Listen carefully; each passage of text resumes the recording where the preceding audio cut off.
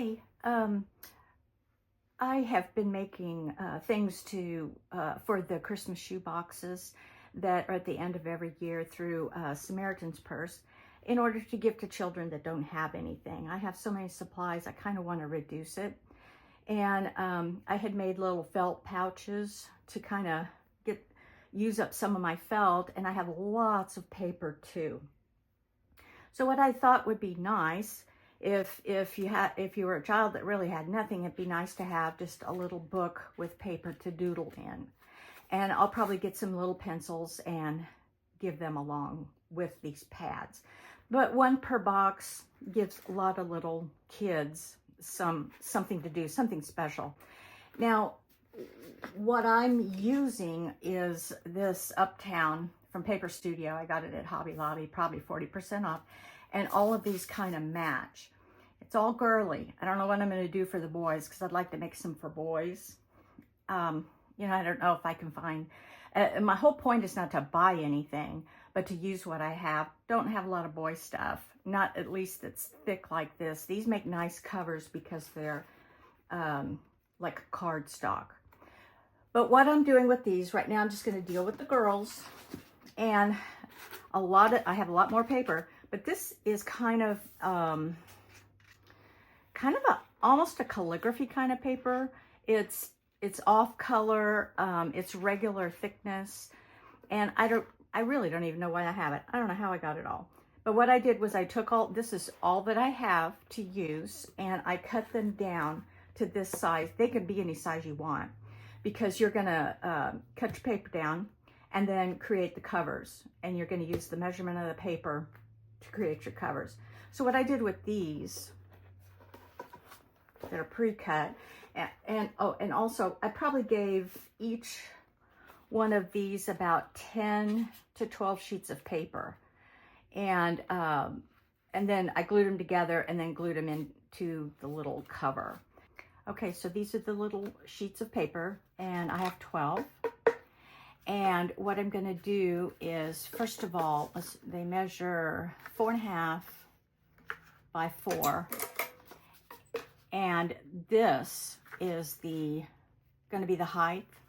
So I'm going to cut a sheet of paper, which will be the cover. And this came from my book of matching papers. So this will be the cover, and it's not going to be perfect, but I'm really not too worried about that. And you can either measure it, or you can actually fold it like this, get a guesstimate of the fold.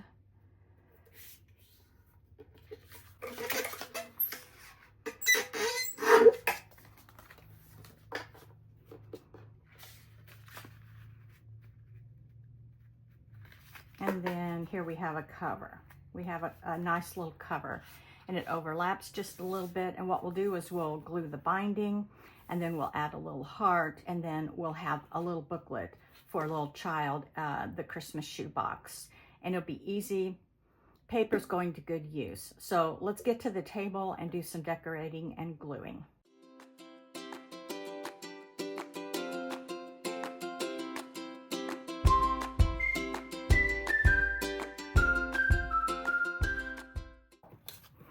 Okay, so I have my last one here. We'll glue on, and then I'll just look at what embellishments I have. And some will work, some not. I have buttons, and then I have some felt flowers that I made. These are die cut using my Sissics, because there's just no way my hands could do all this. Some will work, some may not. I think, you know, that's cute. It goes with the color scheme, and I think it'll be really cute on front here.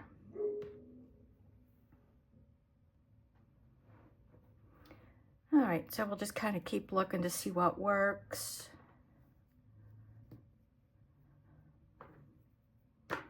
And what I could do is wait until I put them on paper to see what works. That's getting like a little big, but you know, I have to be too picky with these because these little children have nothing. They will be thrilled to have these things.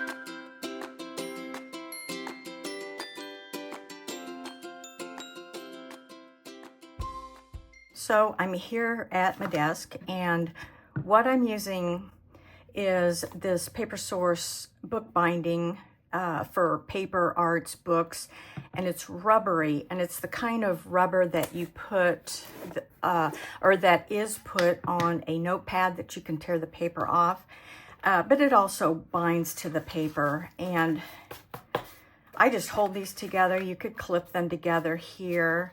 But what I'm going to do is add a little bit of this glue, rubbery glue, to the end and just stick it in the paper, in the cover that we just cut.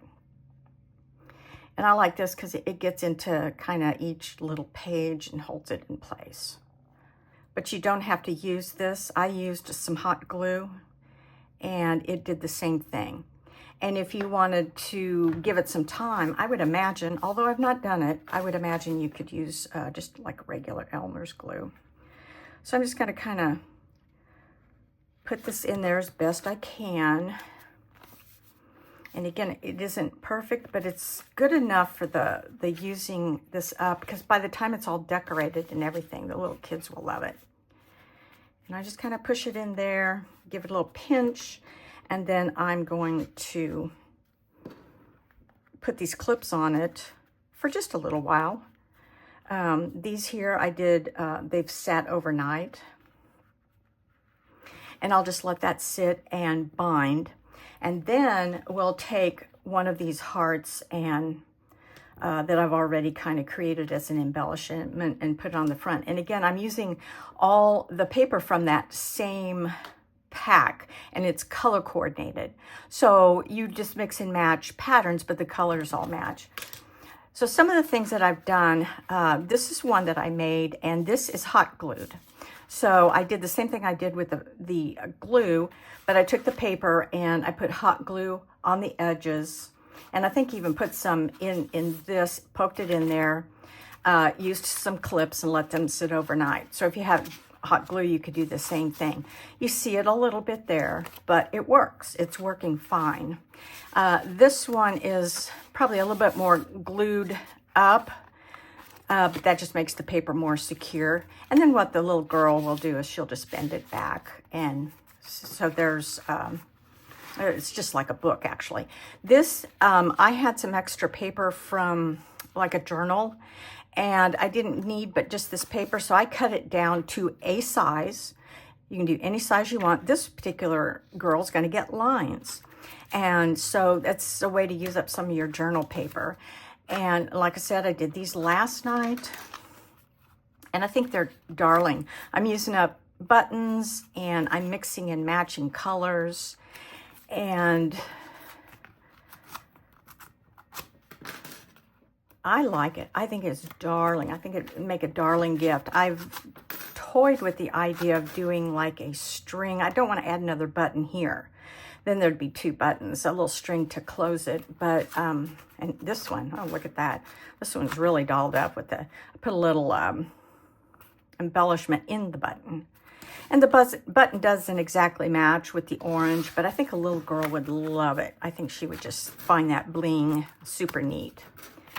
And then, so after I made those, I got heart punchers and punched out all from this paper, a big heart and a little heart. And then I used the felt flowers and buttons to create these. So any books that I make next, like this one here that is waiting to dry, that would be cute. This did not come from the pack. This is paper in my little extra paper thing. I'm starting to fish around in that, and I could create a few hearts.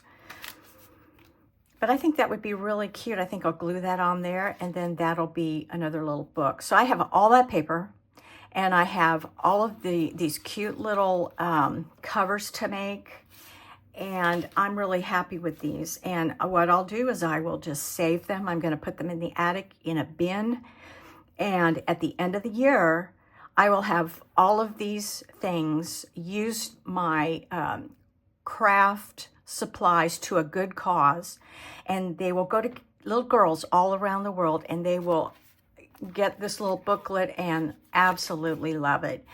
So it's something that you can do. You know, if you want something to do, your goal would be to just use up some of your supplies. Cost pennies, cost nothing. And like I said, you don't have to have the bookbinding glue. You can use hot glue, and you can use Elmer's. At least give it a try, let it dry, and then see if those pages stay for a while. So I hope this gives you some ideas.